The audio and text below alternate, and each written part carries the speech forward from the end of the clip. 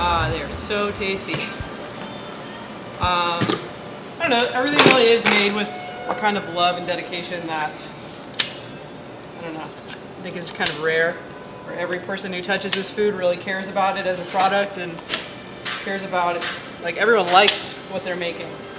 Likes to eat it, likes to make it. I think it really shows in the final product. I know I certainly eat enough of it. I was working on farms. I woofed for about 3 months before I moved back to California. So I was working on farms in different parts of the country, sort of seeing what small agriculture was like by participating in it. I feel like this sort of was a natural next step for me, going from growing the food to making the food, and just trying to find the most sort of respectful and ethical way to do it.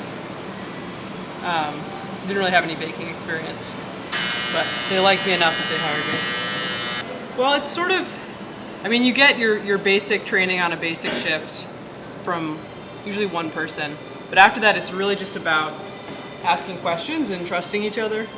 You know, everyone can hopefully answer the question that you have, and it's such a cooperative environment, everyone's answer is valid, you know? So if I have a question, I don't necessarily have to ask the person who trained me or the manager or anything like that. It's sort of, if somebody doesn't know, we come up with the answer together. And it's sort of a nice learning environment in that way, because everyone is treated equal. The realities of being a worker owner. I think what a lot of people see when they come in, customers and, you know, the public see people working a job, working, you know, not 9 to 5 per se, but, you know, an 8-hour day. The reality of being a worker owner is that you pretty much eat, sleep, dream this job and all of the responsibilities that you have.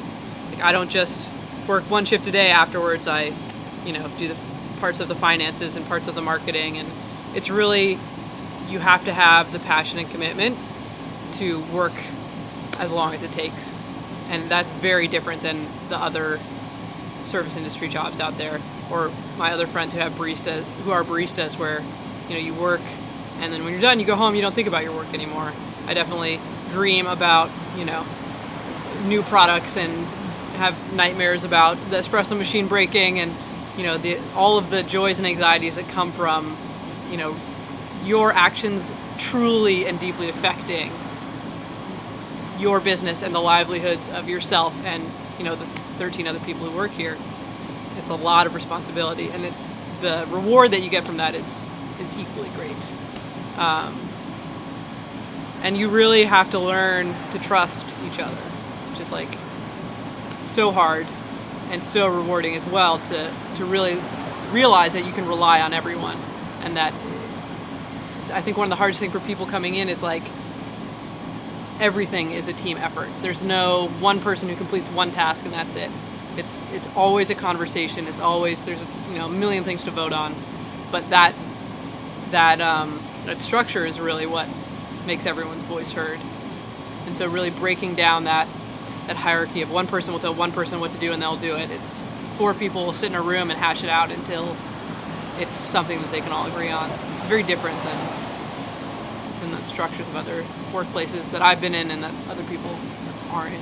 I mean, it's real freedom. I mean, we vote on our wage, you know, from within the economic means of the bakery. We vote on how many shifts per week is required and all of that stuff. You know, we vote on vacations. You really, because we all respect each other and respect our free time as well as our work time, that you get that support to, you know, have your life and your work. Everyone here comes from a different background, a very different background. And so everyone has their own skill set and their own, you know, strengths and weaknesses. And rather than having like, you know, a weak link, everyone gets to play to their strengths. And, you know, if somebody has experience marketing, you know, they'll be on the marketing committee and be able to have that skill set be enacted to its fullest.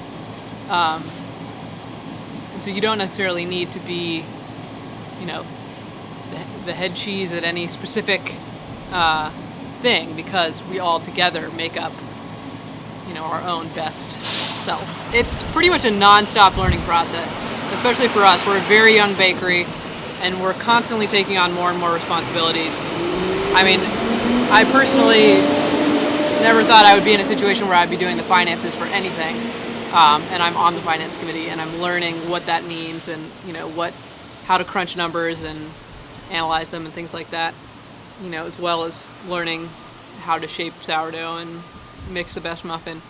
There's just so much to be learned, and we try and rotate those responsibilities so that everyone gets a chance to learn from everyone else and really have a shared understanding of what's going on in each of these situations. There's no only the finance people get to understand how the finances work.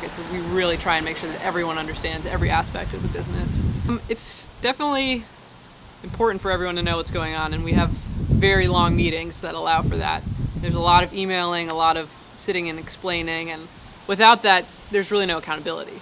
And that's really key, is knowing what people are doing and why, so that you can support people, but so you can also hold them accountable to their responsibility.